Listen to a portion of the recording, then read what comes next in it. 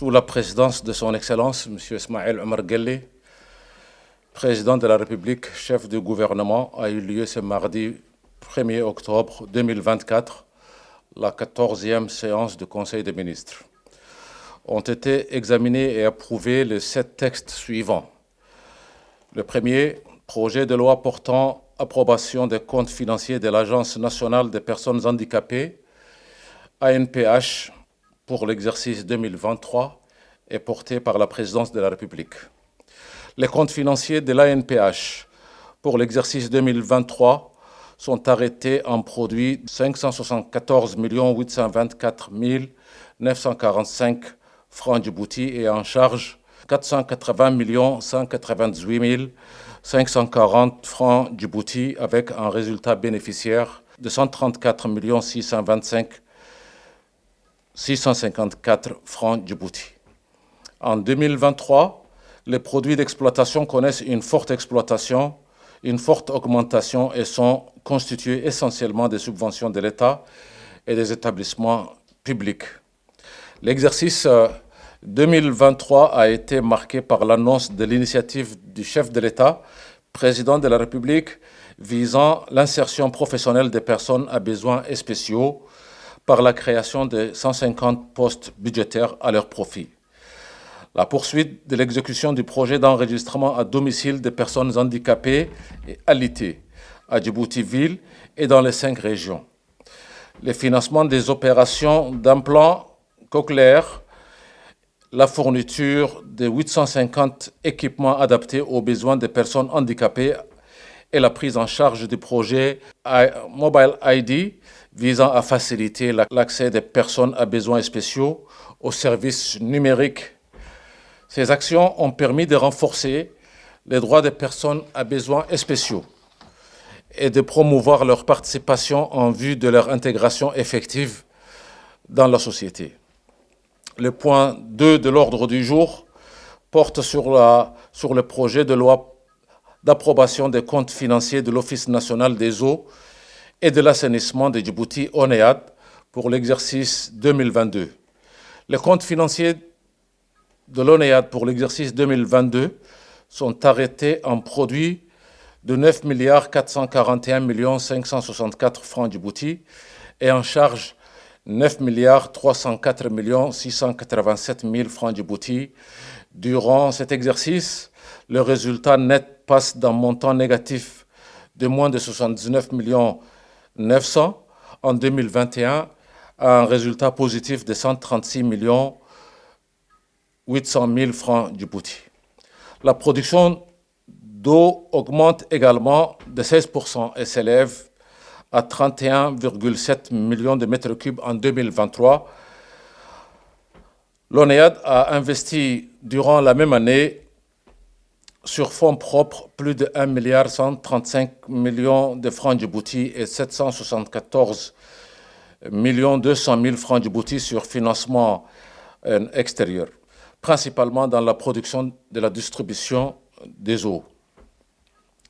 Le point 3 de l'ordre du jour, question portant sur le projet de loi d'approbation des comptes financiers de Diwan Zaka, des douanes et des biens WARF pour l'exercice 2023, porté par le ministère des Affaires musulmanes et des biens WARF.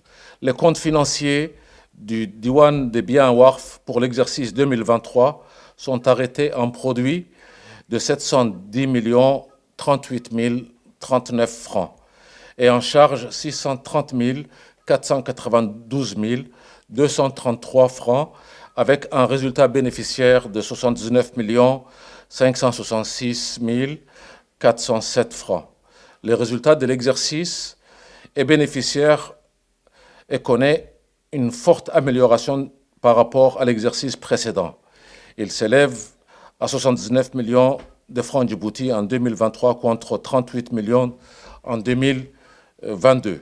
Le ministère du Travail, chargé de la formalisation et de la protection sociale, portant la question numéro 4 sur le projet de loi portant ratification de la Convention numéro 181 sur les agences d'emploi privée de 1997. La République de Djibouti est devenue membre de l'OIT, Organisation internationale du travail, depuis 1978 et a ratifié 68 conventions et un protocole dont 51 sont actuellement en vigueur.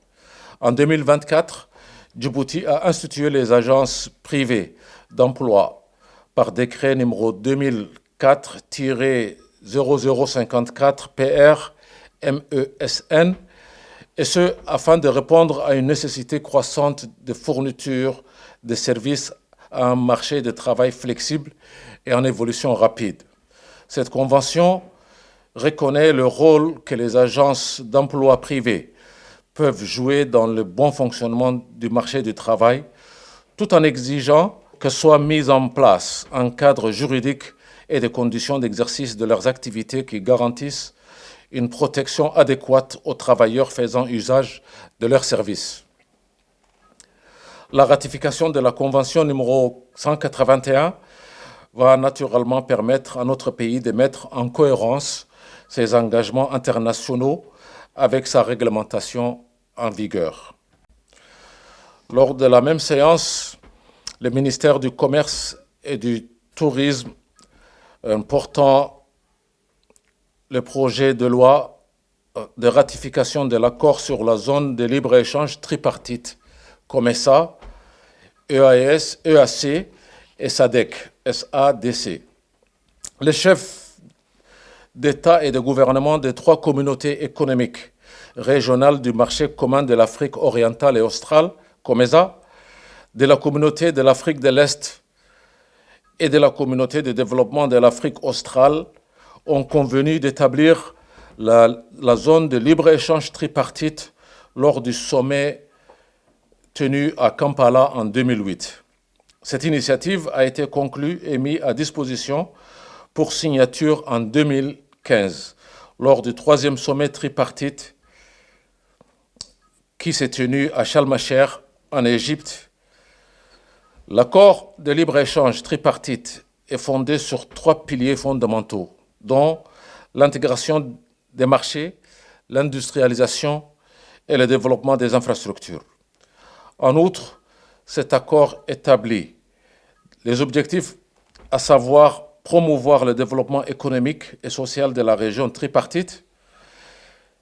Les avantages attendus incluent la création d'un vaste marché de plus de 800 millions d'habitants, un PIB combiné d'environ 18 trillions de dollars américains et une classe moyenne émergente rapide, stimulant la demande pour une diversité de produits et services.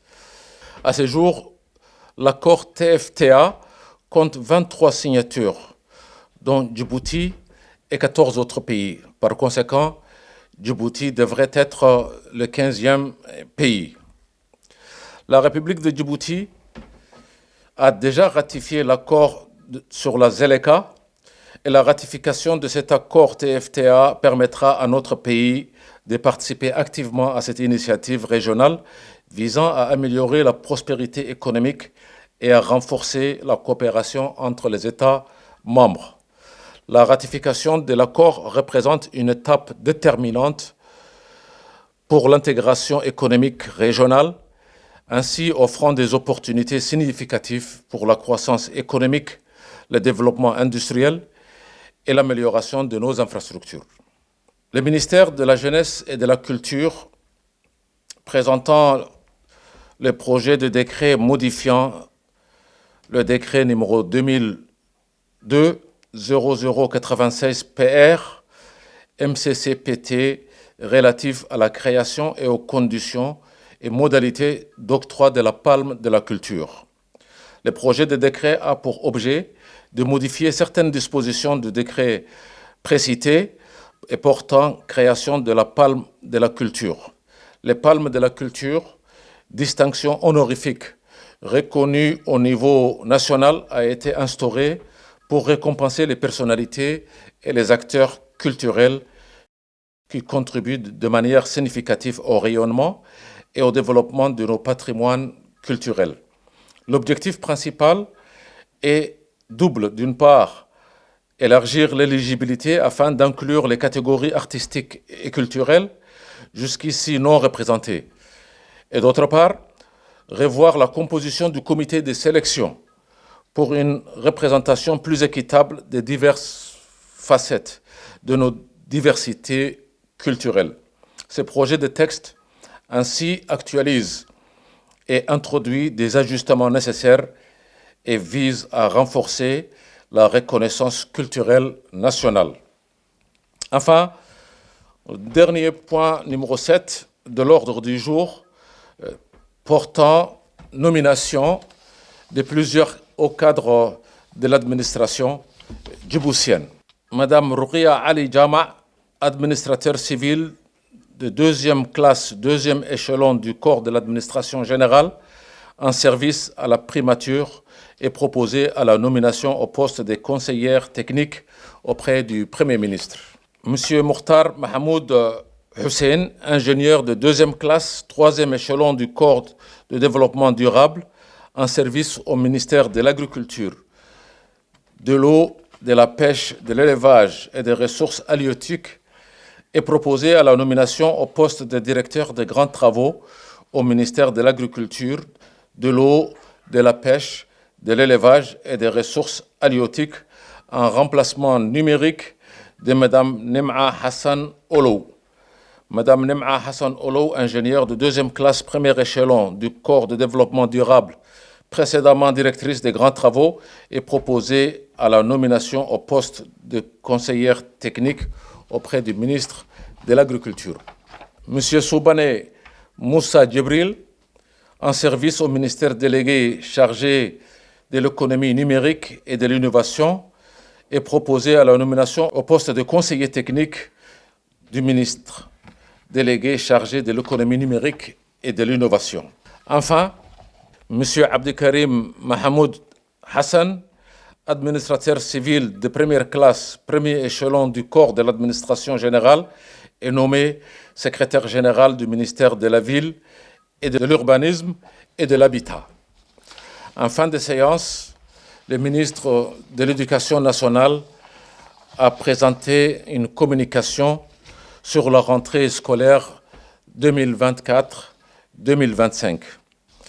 La rentrée des classes a eu lieu le lundi 2 septembre pour l'enseignement fondamental et le mardi 3 septembre 2024 pour l'enseignement secondaire général, technique et professionnel. Le ministère a mis en place toutes les mesures nécessaires afin de permettre une rentrée scolaire sereine des élèves, des enseignants et des personnels de direction et vie scolaire. Pour cette rentrée scolaire 2024-2025, le ministère de l'Éducation nationale et de la formation professionnelle poursuit ses efforts pour renforcer l'accès et améliorer la qualité des enseignements-apprentissages ainsi que le pilotage du système éducatif axé sur les résultats. En effet, en cours de cette année 2024, notre système devra atteindre des objectifs stratégiques majeurs tels que la scolarisation universelle de tous les enfants à l'école primaire, les évaluations du PASSEC 2024, la mise en place expérimentale du système d'assurance qualité qui nous permettra d'évaluer nos établissements scolaires par rapport à un standard de qualité défini à partir d'analyse des standards internationaux, mais également l'expérimentation des écoles rurales intégrées.